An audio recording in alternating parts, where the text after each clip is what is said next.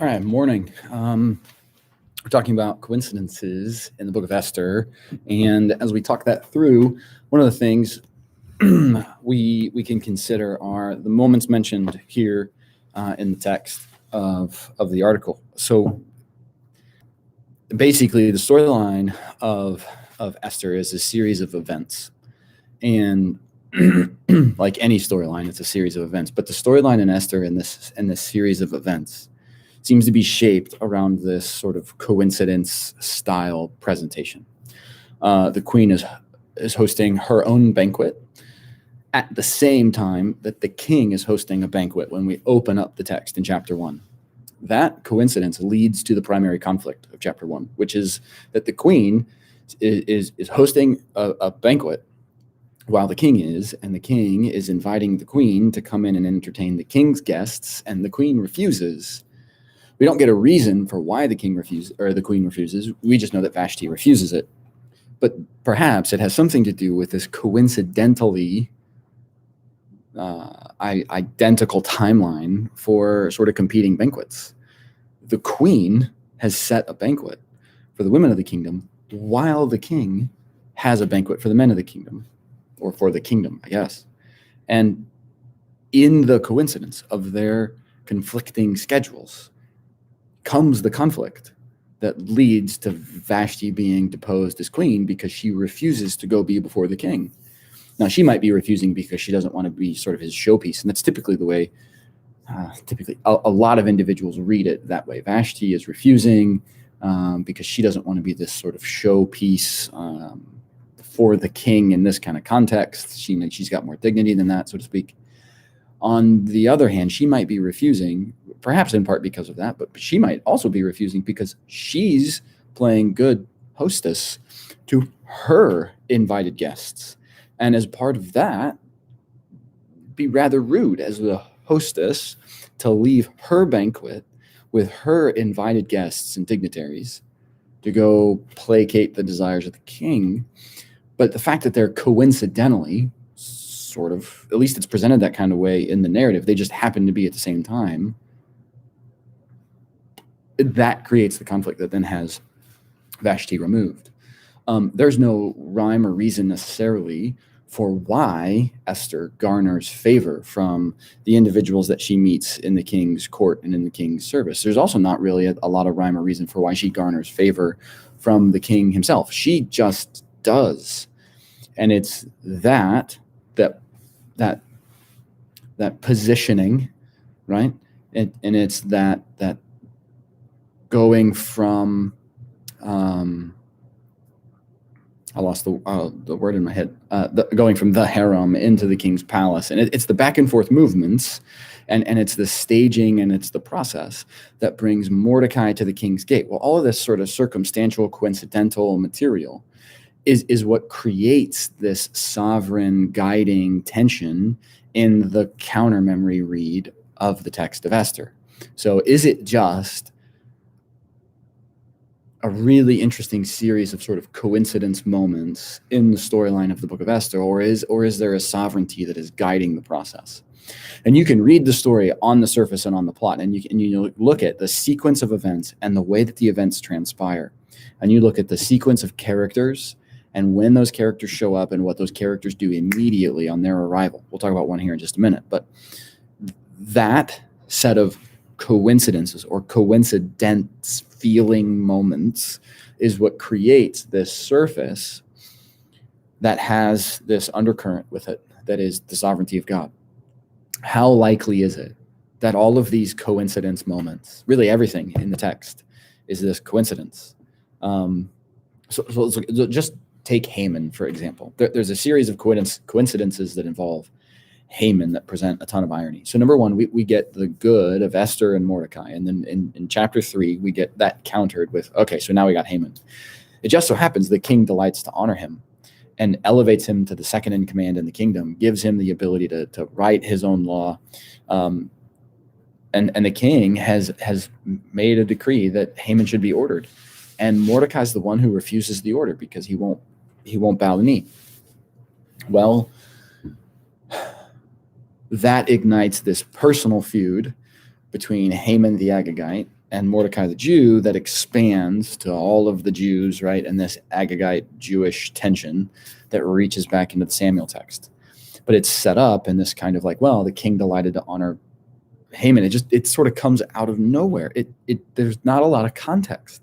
And without that narrative context and why Haman rises to power, or why he's so prominent, or why he's so liked by the king, it's just kind of a coincidence. It just so happens that Haman is the one that the king chose. It just so happens that Haman's offended by what Mordecai has done. It just so happens that this sequence of it just so happens in the storyline of Esther is what I'm talking about. But it's crafted in the narrative storytelling in such a way that when you read it with an eye on God, even though he's not a featured character by mention in the storyline, you start to recognize God's involvement. So Haman is the one the king has elevated to this position. Haman's been offended by what Mordecai has done. The king can't sleep one night and recognizes that he hasn't honored Mordecai, and Haman is the one who's just come into the court with plans to execute Mordecai on the gallows. So then, maybe the plans for the gallows develop after his incident. But he comes in already offended with Mordecai at the minimum.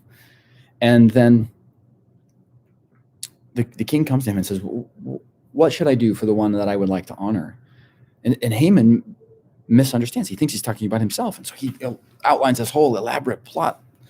And then the king turns the tables and says, do this for Mordecai, because coincidentally, Mordecai saved my life. I haven't done anything to honor him. This just came to my attention last night when I couldn't sleep. And the height of the tension of this plot is really beginning to unfold. Oh, what are we going to do now? So Haman then, in this irony, we've talked about that a bit, has to then parade Mordecai around the city. He's constructed the gallows to execute Mordecai on it. The king has found Haman at the banquet clamoring onto the queen's couch. That's not okay.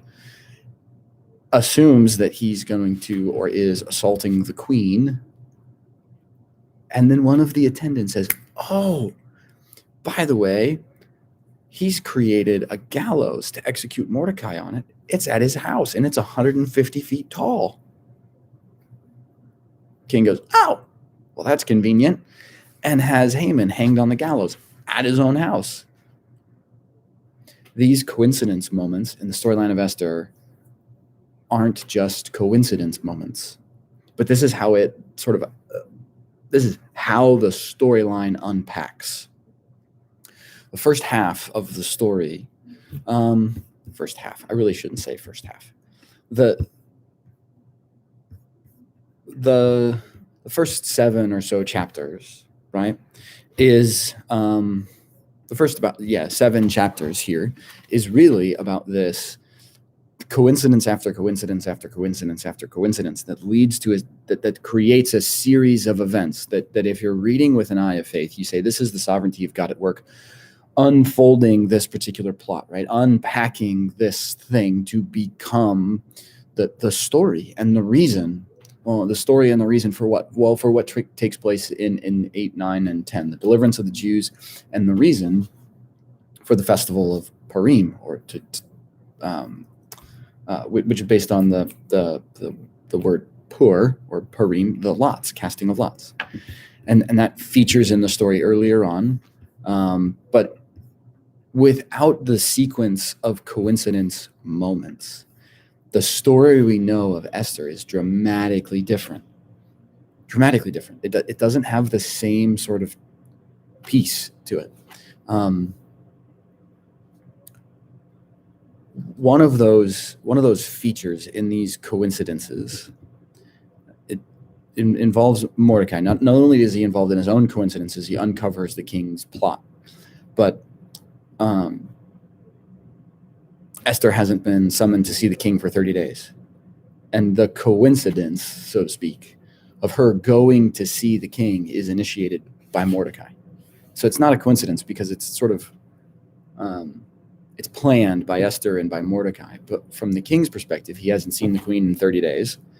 And she just shows up one day and she says, hey, I'd like to give you and Haman a banquet. And, oh, okay. And so from the king's perspective, we're looking at, oh, great. The queen that I delight in has come before me. She wants to host a banquet for myself and for my highest ranking official. Great. They go to that banquet. And she says, you know what? I'd like to do this again. And then I'll make my request. And for the king, it's great. Let's celebrate with the queen. This is wonderful. He likes to party. He likes to drink. It's part of the gig for the king. This is part of the king's character in the storyline of the text. It's just sort of okay, cool, whatever. We'll figure it out as it unfolds, as far as the king's concerned. For Esther, this is sort of the strategic testing of the waters. And this is that play in the storyline of Esther. And this is part of how we read the story of Esther. Well, what institutes Esther's wise movements and her chess playing in the king's court is Mordecai. And this gets to a layer of Esther's coincidences with the king and with Haman are set in motion by Mordecai's urging and advice. Mordecai's urging and advice to the queen is set in motion by the coincidence of Haman and the offense Mordecai's caused when he doesn't bow, and the decree that Haman's going to have written in the name of the king and stamped with the signet. And so every major plot development traces itself back to a coincidence and ultimately sort of has a culminating event in a coincidence. The law to persecute the Jews comes to the attention of Mordecai. It just sort of comes to his attention. It's not like that this is the way that the storyline seems to unpack and unfold in Esther. Something happens that's this coincidental kind of moment, and it launches a string of events somewhere in there with another series of coincidences, and it sort of caps itself off with a coincident-like moment. And that's what sort of ties the big narrative tension and the big conflict in the storyline together. It's all put in motion by the coincidence of Vashti, who refuses the king because of her coincidentally identical timeline for a banquet and a party. And it ends with the coincidence of the king having left a banquet and re-entering a banquet, watching as somebody clambers on to the queen's couch. And either because he's a bit impaired or because he just doesn't understand what he's looking at with Haman and the fact that she's just revealed that he wants to kill her and all of her people, he jumps to a conclusion, and somebody there says, oh yeah, and Haman's got this gallows, he's going to hang Mordecai on it. You remember the guy who saved your life? It's all of this narrative coincidence tie-in that says something to us. Life doesn't seem to be that coincidental. Especially life in the storylines of biblical texts. Nothing's that coincidental in the Bible. And that's kind of the kicker. If it's not just pure coincidence, even though it might look like that on the surface or on this human level in the narrative, the undercurrent of the story is the sovereignty of God, working in these moments of it just so happens, and sort of weaving together from the actions and interactions of the characters a divine storyline and a redemptive storyline that runs a lot deeper than just that stuff on the surface.